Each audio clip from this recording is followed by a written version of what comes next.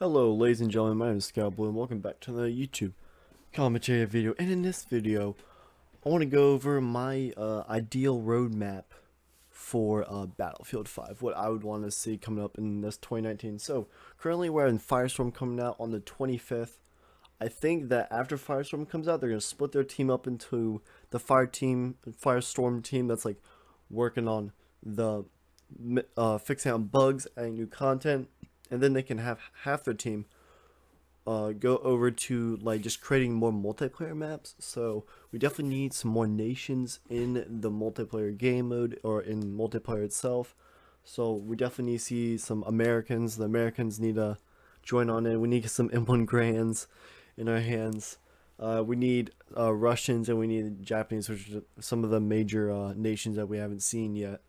So again, Firestorm's coming out on the 25th. I feel like DICE can focus or pull back on the Firestorm development after it's out and leave a small team to work on like bug fixes again and add new content, and then a lot of team can come back over and work on more maps and more updates to make this game just where it really should be, honestly. So first of all, we can introduce the Americans in the Battle of Midway, which would be a very cool turning point for the war in the Pacific Front. I'm literally looking this up right now. So Midway happened in 1942. There's a very big turning point. This would be a aerial and boat heavy battle, which I think that'd be very cool, refreshing take. Maybe you can like fight on the decks of the ships if you get shot out of your plane, but maybe like a perilous storm, but maybe like only 2 or 3 islands, because Midway was honestly just in the ocean, but for like gameplay reasons you can add island in there. But it was mostly about the Japan and the Americans. We sunk like I think it was 5 carriers, and they only sunk 2 of ours, or that actually might not be right. So let me don't take that as fact. But we did win that, and that was a turning point in the Pacific. Because again, if you don't have carriers, you can't really do a lot. Just saying. But that would be an amazing battle. We can also show like Iwo Jima, or Iwo Jima. That'd be a very cool battle where pretty much the Marines stormed the island of Iwo Jima, and that was one of the most deadliest battles of World War II. Next to D-Day, which could be another one on the Eastern Front, because we're talking about the Pacific.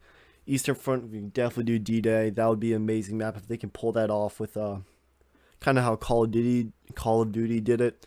They had AI and real multiplayer players going in. So if we could do like,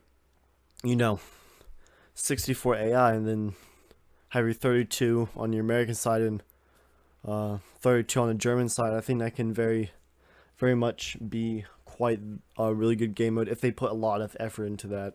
I think that's something they really need to do, because simply they need to. I've talked about this in other videos, that they need to really make something that outstands in this battlefield, so people keep on coming back and they want to come back for more content. So yeah. Speaking more about the Pacific Front, there can be tons of like Philippine campaigns with If you guys didn't know, Douglas MacArthur was the leading general to liberate the Philippines during World War II. Let me just fact search it real quick. No, I'm just kidding. I'm pretty confident in knowing that, but I think he definitely leaded in the Philippines, and then went on, I think, to serve in Korea too. So that'd be a very cool character if they could add on to their story mode and be Douglas MacArthur. That'd be amazing. So if you guys didn't want to like look up this information, I definitely encourage that to happen, as this game doesn't really show World War II injustice at all. I want to say, I'll strongly say it doesn't at all, because they don't show these amazing battles or these devastating battles that happened during World War II. So I think they just need to add these very mass scale battles, and they definitely can. Another one is the Battle of Guam. So these are a lot island hopping jungles, which I think that can add an entire new outlook to the game. So next, I wanted to do the Eastern Front, which was like Operation Market Garden, which I think they already have. Like I've already heard a little mumblings about that, but one second. Actually, let me skip on the Eastern Front because that's kind of what we're focused on right now with France and stuff.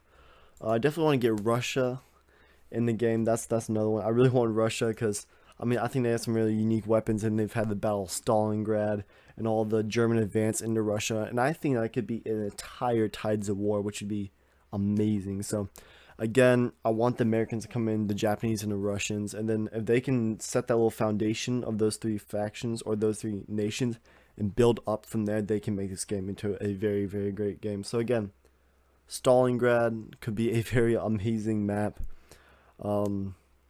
D-Day. Yeah, those are like the two major battles. Or some of the most known. Again, the Battle of the Bulge, which was a very treacherous time, where it was pretty much just fighting in where was it? I don't know, but it was after Normandy, and it was pretty much just fighting in these woods over this summer or over this winter. It was absolutely freezing cold, so I can see this map being really cool versus you know, blizzards and tons of snow and all that type of stuff, and be heavily infantry based, maybe a little tanks here and there, but mostly it was just the Americans fighting off Germans, and the Germans definitely did have a lot of infantry, so it could be a Tides of War map, or not Tides of War, it could be a Grand Operations map. It would be a very, very good one. Again, I've already gone over Guadalcanal campaign. Again, lots of jungles, things like that. Let's see. I mean, that's pretty much like the ones that I'd really want to see. Maybe some more North African campaigns. Battle of Berlin. These are some I'm listing on. Battle of Tujima or Iwo Jima. So I mean, they could do so much. The Battle of Moscow, another Russian one, and then they can incorporate other, you know, other weaponry into this, other tanks into this. It could just be a very, very good thing. So for this roadmap, or this you know, this what they need to add after having this game mode come out, the big firestorm, this could just really help them actually, you know, make the game. I don't know how to explain it.